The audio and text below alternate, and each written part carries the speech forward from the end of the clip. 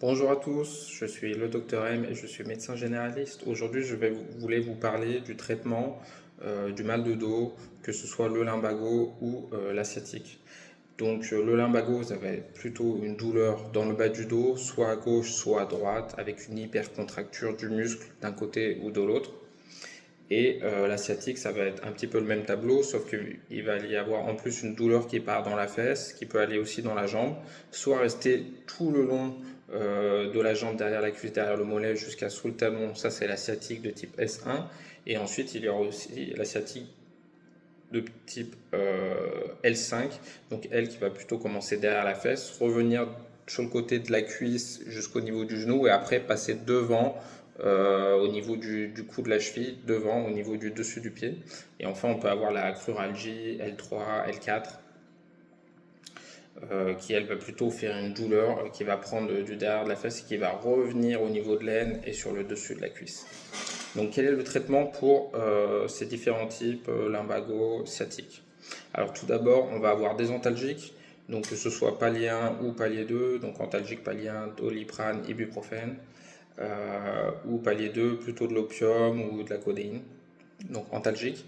On peut avoir aussi des myorelaxants, plutôt comme des benzodiazépines, c'est-à-dire du Valium par exemple. Tout ce qui va être Miorel, Lumirolax peuvent fonctionner pour certaines personnes, mais ont une balance bénéfice-risque qui est clairement en leur défaveur. Donc plutôt à éviter, ils ont pas mal d'effets secondaires. Et alors j'ai parlé des antalgiques de palier 1, mais on peut associer à un antalgique de palier 1, donc le doliprane, ou un antalgique de palier 2, tramadol, codéine, opium. On peut aussi leur associer un anti-inflammatoire qui fait aussi partie des paliers 1, mais ça a une action différente. Ça ne va pas agir juste sur la douleur, mais aussi sur l'inflammation.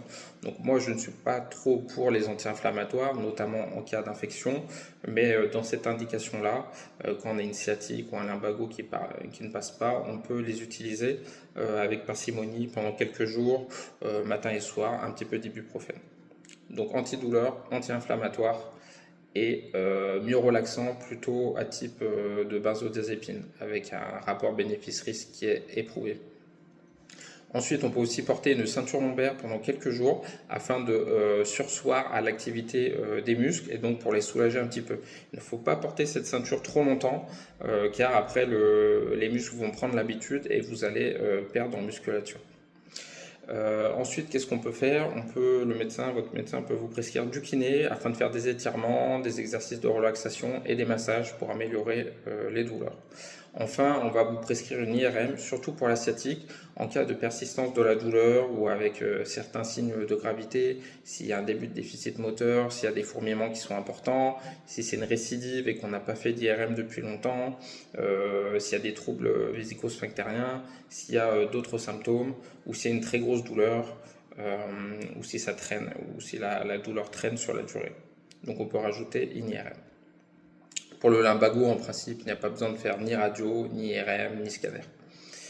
Enfin, si tout ça ne marche pas, si après 2-3 semaines de repos, arrêt de travail, les traitements, la kiné, la ceinture et qu'est-ce que j'ai oublié en dernier et qu'on a fait une IRM qui est rassurante, ce qu'il faut faire, c'est aller voir soit le rhumatologue, soit le radiologue on peut faire une petite infiltration, c'est-à-dire injecter des corticoïdes, des antidouleurs directement au niveau de la racine du nerf, là où il est pincé, pour soulager. On peut même le faire plusieurs fois. Jusqu'à 3 fois par an, il me semble, et après, si au bout d'un moment on n'y arrive plus, là, il y a une indication, pourquoi pas, à opérer selon l'avis du neurochirurgien.